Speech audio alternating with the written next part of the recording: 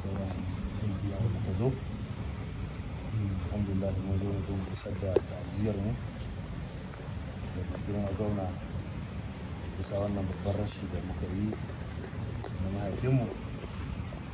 Inna lillahi wa inna ilaihi raji'un.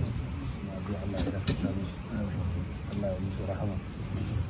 Babu shakka mutuwa wa'azi ne, kafa bil mauti wa'izan wa zajira.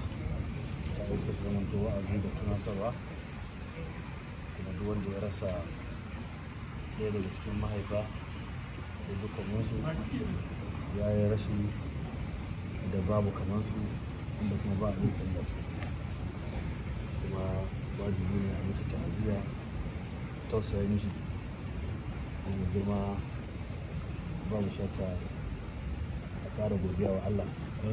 Yana cikin arziki da Allah subhanahu wa ta'ala ya yi maka, ya ba ka ikon girma tare da ainihin wato mahaifi har aka kai wani lokaci. Wani ni'imar da Allah subhanahu wa ta'ala zai maka, Allah ya yi maka, kuma ya nuna mishi yana raye.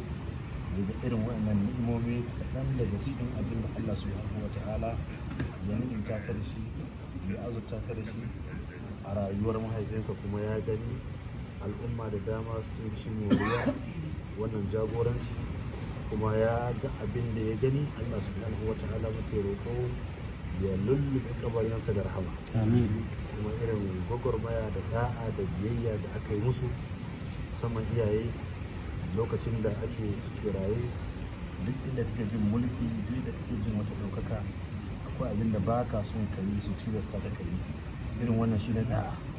Kuma duk mutumin da ya musu da'a, ya musu biyayya, alƙawari ne da harshen manzon Allah tsira da mutum Allah tabbata gare shi cewa zai gama rayuwarsa shi ma lafiya. Akwai laifuffuka da mutum in yi wa Allah, in dai Allah kai wa laifin yakan jinkirta su a yanin kiyama ya hukunta ka da irin laifin da kai. Amma akwai laifin da Allah ya ce shi ba zai jinkirta ba, tun a duniya zai yi wa wanda ya wannan laifin.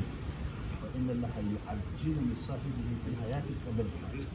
Shine ne hukukul walidin, saba wa iyaye.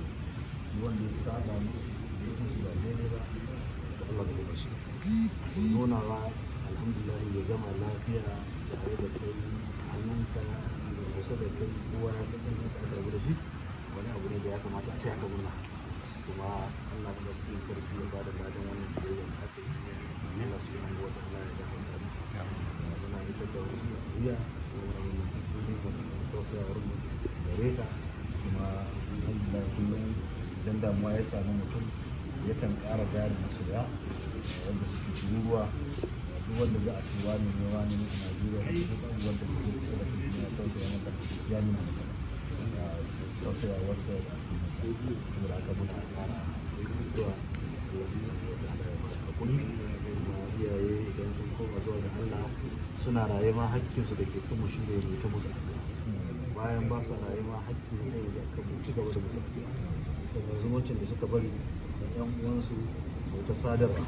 Wani ya zo wurin manzo Allah ya ce da zan yi wa mahaifiya na tara su, manzo Allah ya ce a tona mata rijiya ruwa, amma a sadakar ruwa, wannan zai ka samu ka.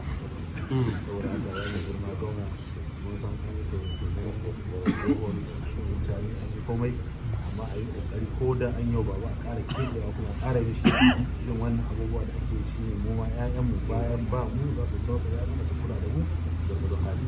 Tarbiyyar da suka yi mana Allah ya mutu sarki ya ba su da tarbiyya. Allah ya mutu da cikin gida.